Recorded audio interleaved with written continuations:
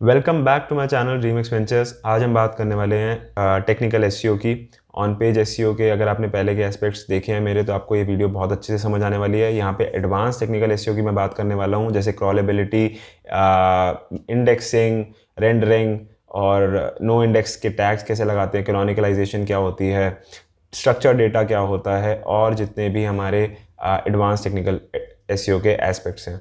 तो technical word से डरना नहीं है, हमें उसको आसान बनाना है। मैं आपको कोशिश करूंगा आसानी से समझाने की, ताकि आप इस वीडियो से पूरी अगर आप एंड तक देखेंगे तो मैं वादा करता हूँ टेक्निकल एसईओ के काफ़ी सारे एस्पेक्ट्स को अच्छे से जान जाएंगे और आप एक्सपर्ट बन सकते हैं। तो अगर आपने बेसिक नॉलेज ले रखी है मेरी प्रीवियस वीडियोस से, टेक्निकल एसईओ की और एडवांस एसईओ की प्रीवियस वीडियोस जाके देखिए। नहीं देखी है तो प्लीज़ पहले जाइए और वो देखिए, और फिर आइए फिर देखिए, तो ज़्यादा आपको फ़ायदा मिलेगा इसमें। आइए, मैं हूं युवराज ड्रीम एक्सपेंचर्स चैनल से। तो चलते हैं एक बार अपनी स्क्रीन पे और आइए शुरू करते हैं।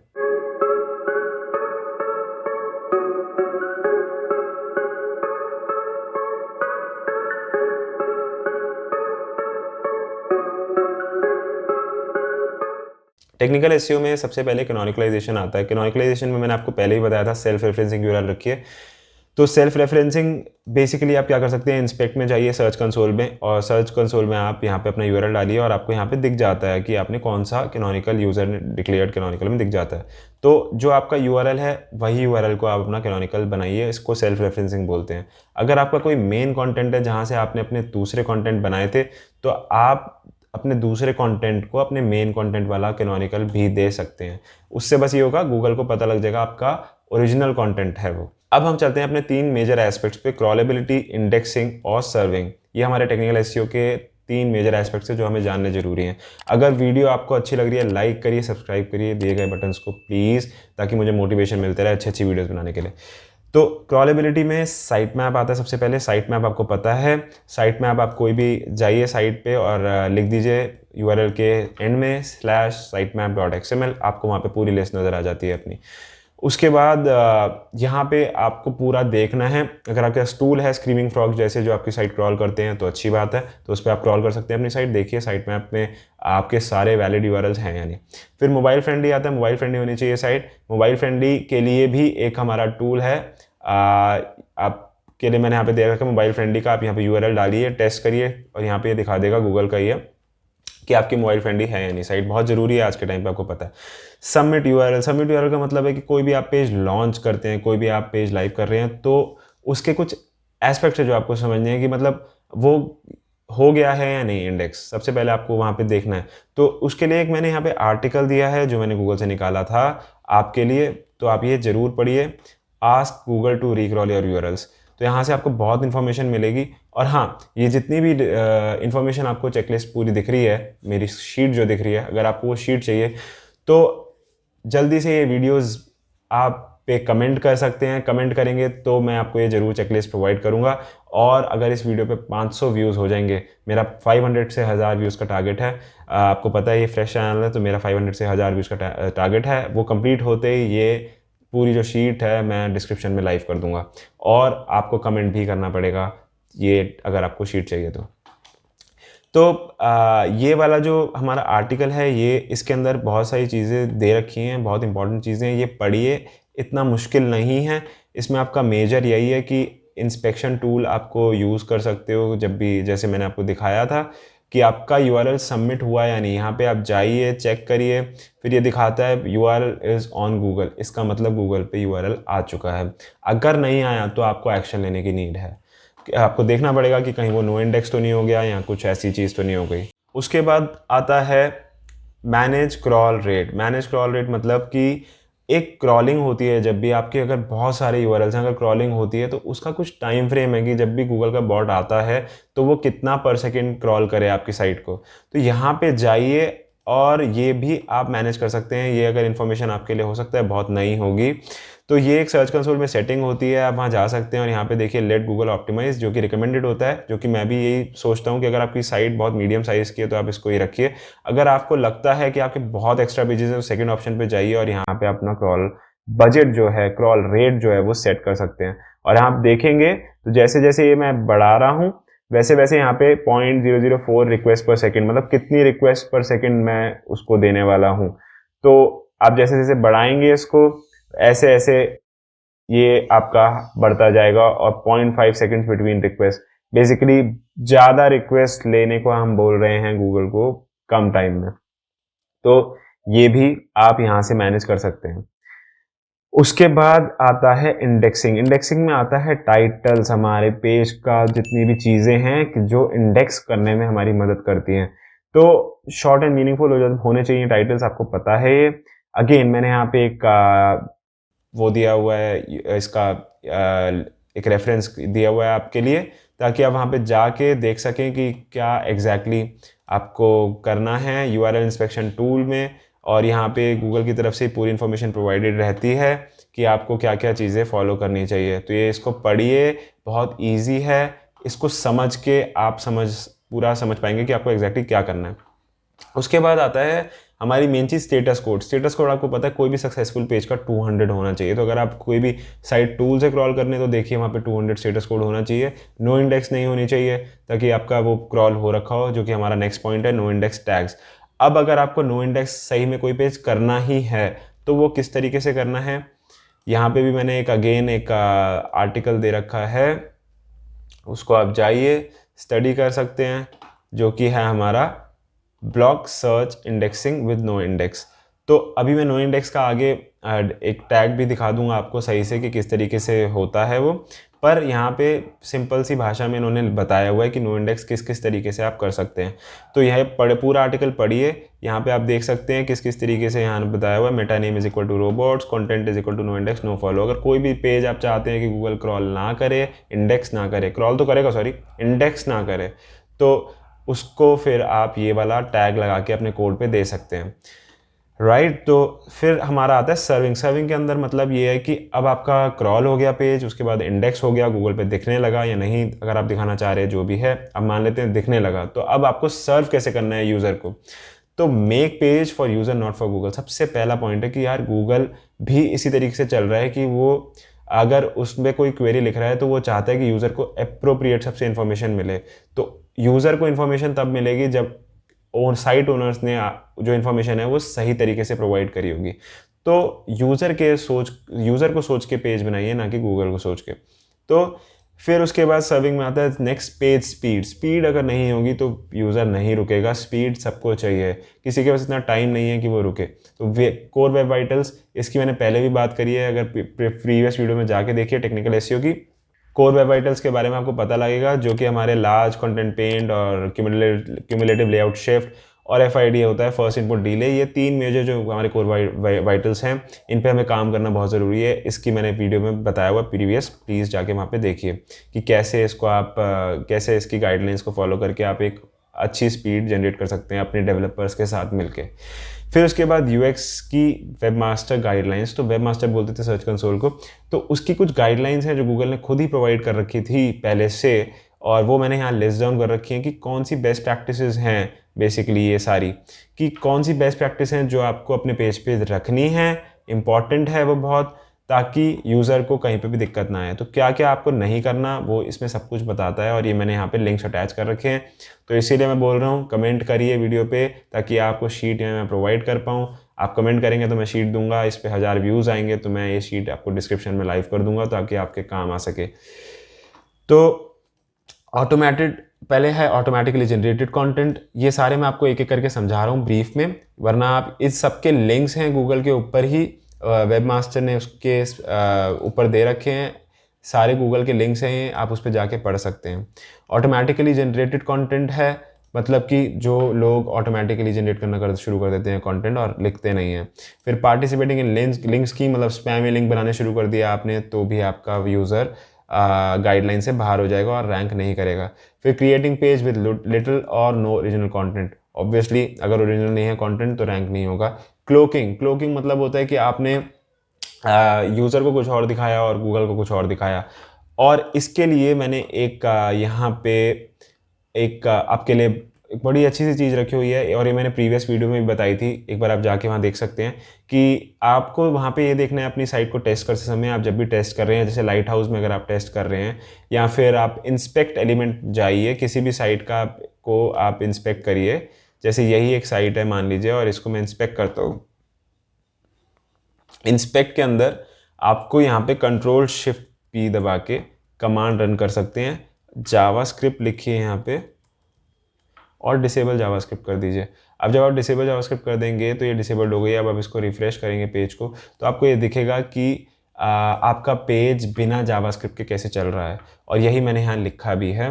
तो आपको ये टेस्टिंग करनी बहुत ज़रूरी है, क्योंकि आपको देखना पड़ेगा कि मेरे आपके बटन सही से काम कर रहे थे या नहीं कर रहे हैं, या फिर जितनी भी जावास्क्रिप्ट आपके पेज पे लगी हुई है वो सही से काम कर रही है या नहीं कर रही। उसके बाद स्नीकी रीडायरेक्ट्स, ये आपको पता है, अगर आपने स्नीकी लगा रखे मतलब कि आप गलत पेजों के ऊपर आप रीडायरेक्ट करवा रहे हैं तो वो गलत चीज़ है। हिडन टेक्स्ट और लिंक्स, जैसे आपने वाइट बैकग्राउंड के पीछे कोई टेक्स्ट छुपा दिया अपने कोड में, वो गलत चीज़ है। फिर ऐसे बहुत सारे हैं, डोरवे पेजेस, स्क्रैप कंटेंट।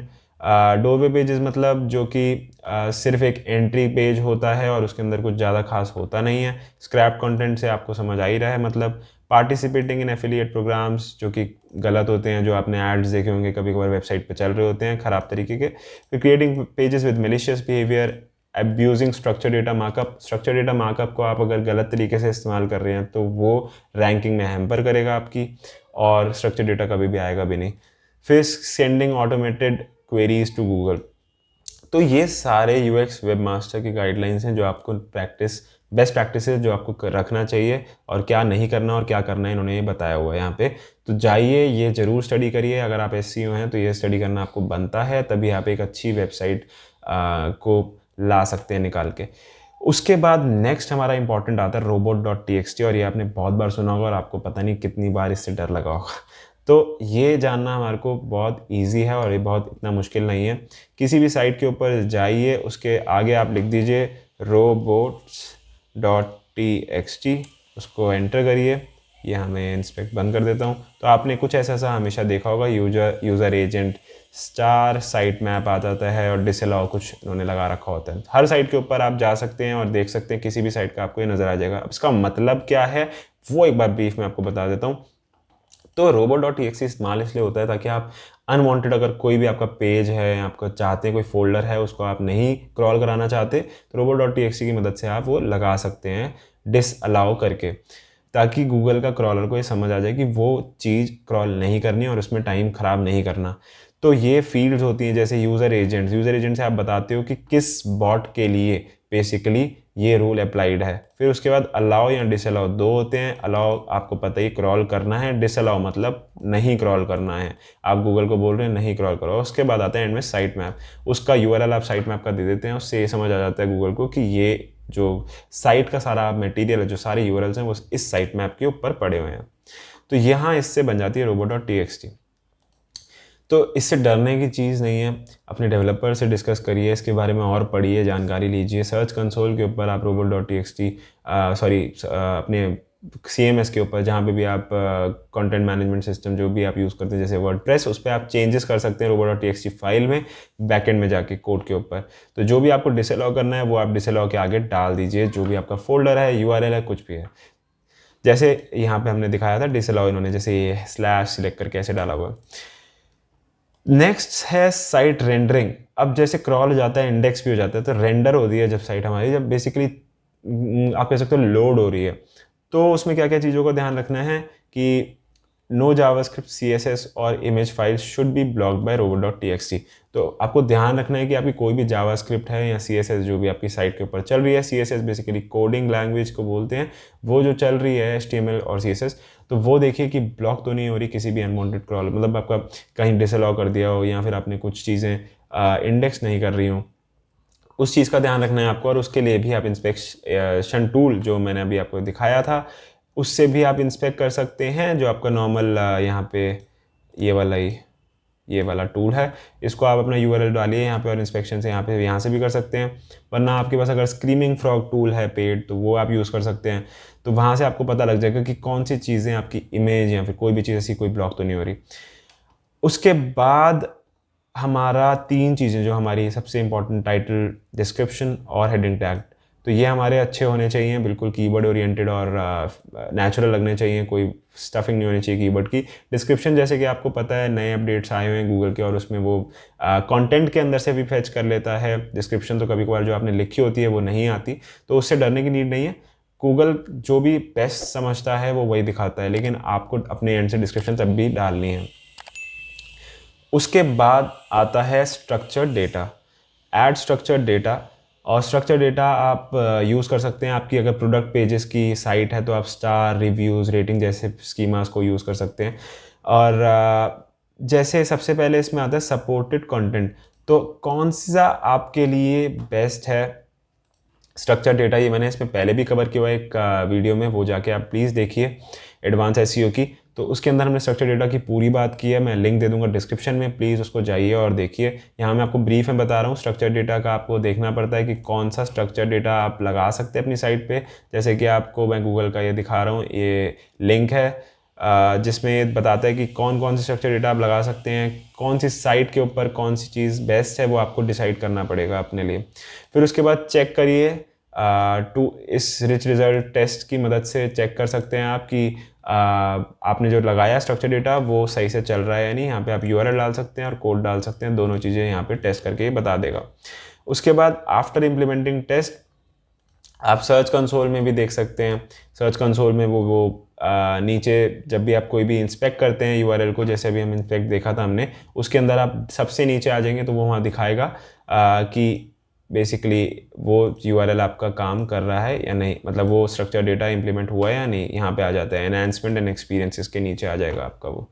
तो आप यहाँ पे भी उसके बाद देखिए ज़रूर, ताकि वो ये पता लग जाए गूगल ने वो इंटरप्रेट किया भी है या नहीं किया। अब स्कीमा जब क्रिएट करने होते तो उसका आप कोई भी टूल की मदद से कर सकते हैं। ये एक टूल है ऑनलाइन, ये इसका आप इस्तेमाल कर सकते हैं, technicalseo.com। यहाँ पे ये सारे स्ट्रक्चर डेटा अवेलेबल हैं, इनको समझिए। ये मैंने प्रीवियस वीडियो में कवर किया हुआ है, यहाँ मैं ज़्यादा कवर नहीं कर पाऊँगा, प्रीवियस वीडियो में डिस्क्रिप्शन में डाल दूँगा, प्लीज़ जाके देखिए। लाइक करिए, सब्सक्राइब करिए चैनल को अगर अच्छा लग रहा हो, और आगे थोड़ी सी और इन्फॉर्मेशन बची है, देख लेते हैं।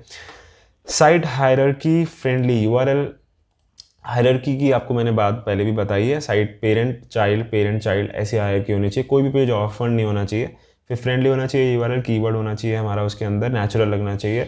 उसके बाद ऑप्टिमाइज होना चाहिए कंटेंट, प्रॉपर एंकर टेक्स्ट जहाँ पे भी आपने इंटरनल लिंक किया है। एक्सटर्नल लिंक्स और कमेंट्स को आप इस तरीके के टैग्स से नो फॉलो कर सकते हैं। अगर आप चाहते हैं कि आपने कोई एक्सटर्नल लिंक भी दिया है अपने कंटेंट के अंदर, तो आप उसको इस तरीके से रेल उसका टैग है पूरा, ये आप कॉपी कर सकते हैं एग्जैक्टली, और इसके अंदर फिर equal to no follow href, यहाँ पे आपका यूआरएल आ जाता है, और यहाँ पे आपका आ जाता है एंकर टेक्स्ट जो आपका बेसिकली जिस पे आपने लिंक लगा रखा है। तो ये आप कॉपी कर सकते हैं कोड, और अपने एक्सटर्नल लिंक्स पे अगर आप चाहते हैं, या फिर कोई कमेंट है जिसको आप नो फॉलो करना चाहते हैं, तो आप आसानी से कर सकते हैं। उसके बाद आता है इमेज ऑप्टिमाइजेशन।